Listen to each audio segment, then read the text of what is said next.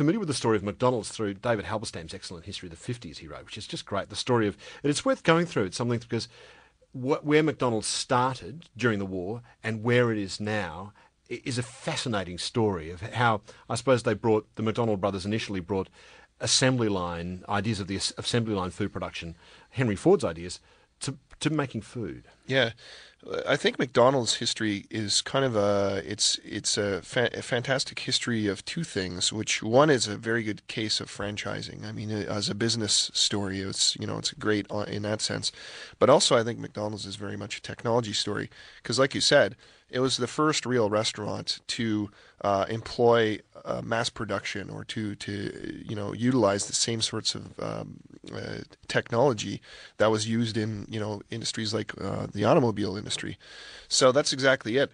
And so they started to implement the first few McDonald's were very much like mom and pop shops where they flipped the burgers and they peeled the potatoes and all that. And there was a big condiments tray on the table, and you'd have your ketchup and your mustard and this and that, and there was always a mess around that that had to be cleaned up all the time. And they had many items on their menus. But when the brothers decided, the McDonald brothers decided we want to speed this up and build our volume, they pared down the menu, they pared down the staff that was working there.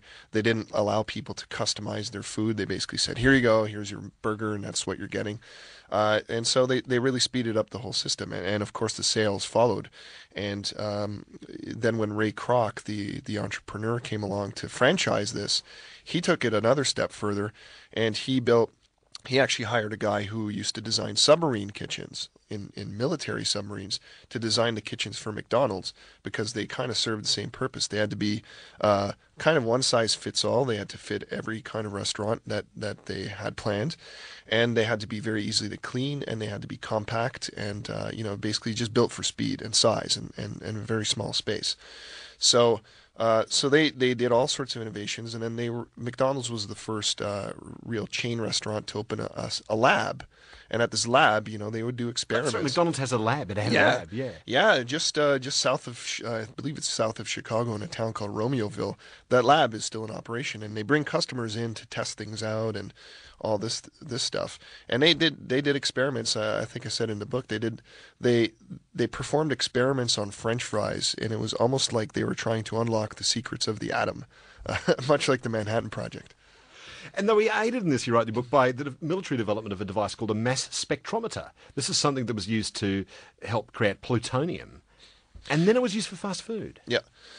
The mass spectrometer is something that nobody outside a lab has probably ever heard of, but it's quite possibly the most important invention of the 20th century.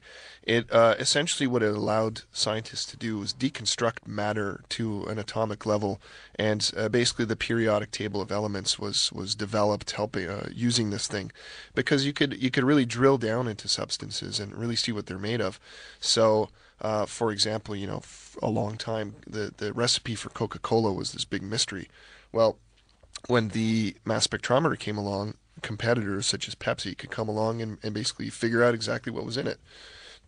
So they could identify what each molecule that was in in this product. Yeah, and they could weigh the molecules so they could see how much of it was in there. It's indispensable in the food industry now, but it's also used in every other industry. Even when the Olympic athletes get tested for drugs in their bloodstream, they use mass spectrometers.